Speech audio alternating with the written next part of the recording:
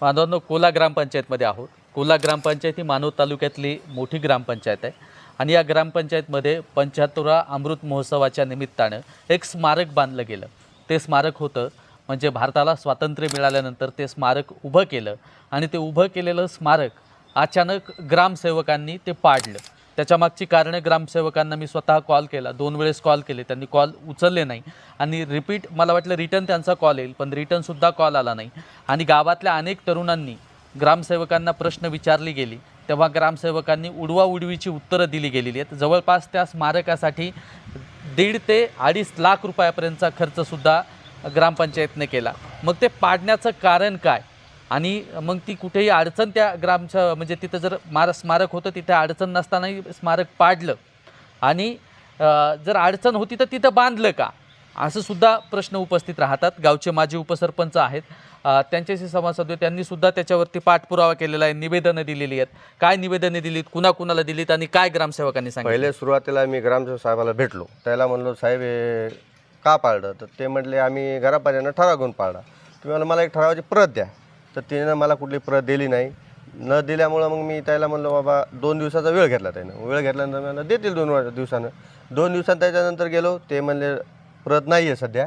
तर मग मी BDO साहेबाकडे गेलो, तर BDO साहेब मला म्हणले की लेखी द्या. मी लेखी BDO साहेबाला दिलं. ते नंतर मग त्यानं BDO साहेबांना म्हणले मी ग्रामसेवकाला कॉन्टॅक्ट करतो, त्याच्यावर उत्तर घेतो आणि तुम्हाला उत्तर देतो. तर मला त्याने काही उत्तर दिलं नाही. उत्तर न दिल्यामुळं मी कलेक्टर साहेबाला पण निवेदन दिलेलं आहे. मला कमीत कमी थोड्या दिवसात त्याने उत्तर द्यावं माझी इच्छा आहे. कमीत कमी मी त्याला देऊन किती दिवस झाले बघा, मी 2/6/2026ला BDO साहेबाला दिलेले आणि कलेक्टर साहेबाला दिलेले 3/6/2026ला. मला आतापर्यंत कुठलंही उत्तर आलं नाही. माझी एकच अपेक्षा आहे, मला लवकर याचं उत्तर द्यावे. आणि वट्टा पाडताना इथे ग्रामस्थ सुद्धा पाहायला मिळतात. भैया काय सांगितलं होतं वट्टा पाडताना, तुम्ही बोललात तर काय बोलले? मी विचारलं हे वट्टा का पाडायले, तर ते आम्हाला म्हणले की वट्टा बाबा सध्या आपल्याला दुसरा बनवायचा, असं एक उत्तर दिलं मला, फक्त एवढं. त्याच्या बाद म्हणजे मी म्हणलं कधी बनवायचा, काय व्हायचं, काय मुळे पाडायले, ते म्हणले नाही बनवायचा, एवढंच बोलले ते. पुन्हा नंतर विचारलं तर काही बोलायला लागले नाही. म्हणजे जर बघितलं तर ग्रामपंचायतला सध्या प्रशासक लागलेला आहे.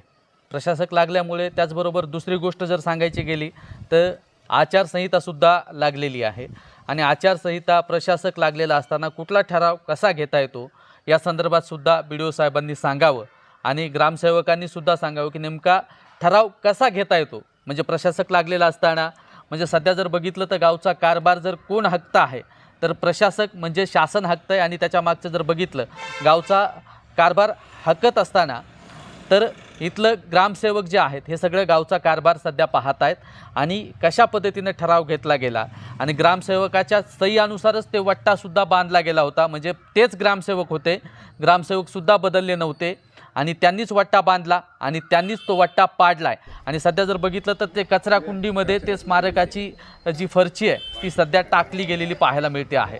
आणि अशाच पद्धतीचे प्रश्न प्रत्येक ग्रामपंचायतमध्ये पाहायला मिळतात. तुमच्याही गावामध्ये असे काही प्रश्न असतील तर नक्की कमेंट बॉक्समध्ये सांगा आणि ग्रामसेवकांनी लवकरात लवकर उत्तर द्यावं, अन्यथा ग्रामस्थ या ठिकाणी उपोषण करणार आहेत. त्या संदर्भातही या ठिकाणी आपण या व्हिडिओच्या माध्यमातून पाहतोय. आपला मित्र उदय भिसे पाटील. जय जिजाऊ, जय शिवराय. धन्यवाद.